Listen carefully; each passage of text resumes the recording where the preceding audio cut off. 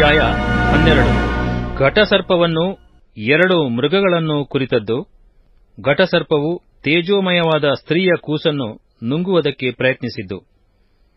ಪರಲೋಕದಲ್ಲಿ ಒಂದು ಮಹಾಲಕ್ಷಣವು ಕಾಣಿಸಿತು.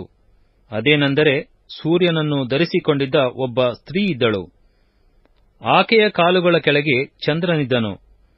ಆಕೆಯ ತಲೆಯ ಮೇಲೆ 12 ನಕ್ಷತ್ರಗಳುಳ್ಳ ಒಂದು ಕಿರೀಟವಿತ್ತು.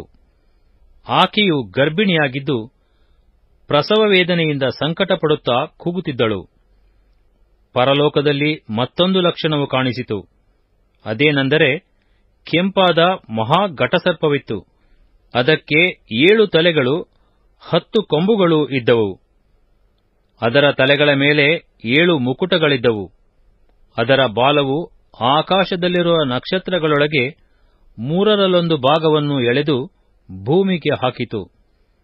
ಹೆರುತ್ತಿದ್ದ ಆ ಸ್ತ್ರೀಯು ಹೆತ್ತ ಕೂಡಲೇ ಆಕೆಯ ಮಗುವನ್ನು ನುಂಗಿಬಿಡಬೇಕೆಂದು ಆ ಘಟಸರ್ಪವು ಅಲ್ಲೇ ಕಾದುಕೊಂಡಿತ್ತು.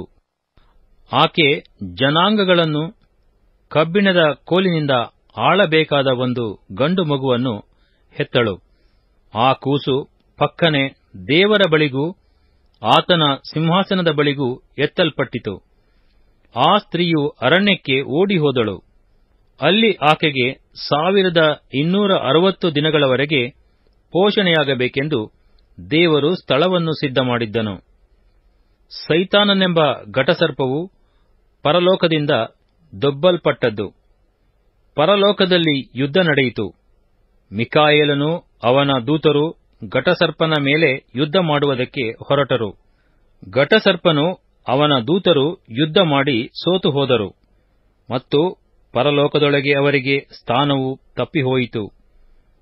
ಭೂಲೋಕದವರನ್ನೆಲ್ಲ ಮರುಳುಗೊಳಿಸುವ ಆ ಮಹಾ ಘಟಸರ್ಪನು, ಅಂದರೆ ಪಿಶಾಚನೆಂತಲೂ ಸೈತಾನನೆಂತಲೂ ಹೆಸರುಳ್ಳ ಪುರಾತನ ಸರ್ಪವು ದೊಬ್ಬಲ್ಪಟ್ಟು ಭೂಮಿಗೆ ಬಿದ್ದನು.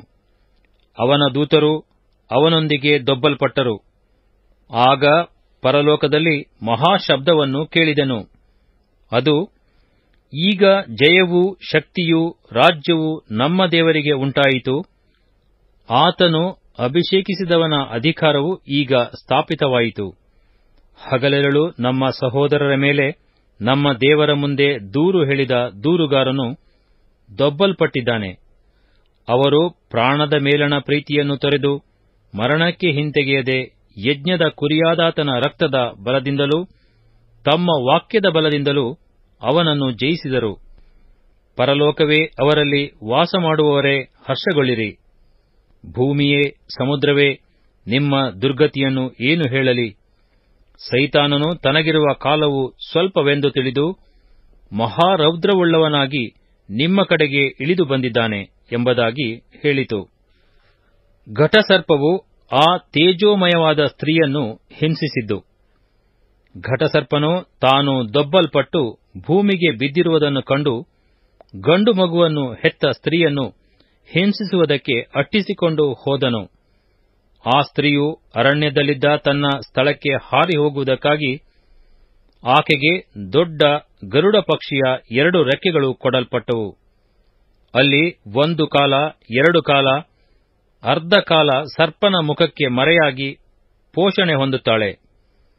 ಆ ಸರ್ಪನು ಸ್ತ್ರೀಯನ್ನು ಬಡಿಸಿಕೊಂಡು ಹೋಗಬೇಕೆಂದು ಆಕೆಯ ಹಿಂದೆ ತನ್ನ ಬಾಯೊಳಗಿಂದ ನೀರನ್ನು ನದಿಯಂತೆ ಬಿಟ್ಟನು.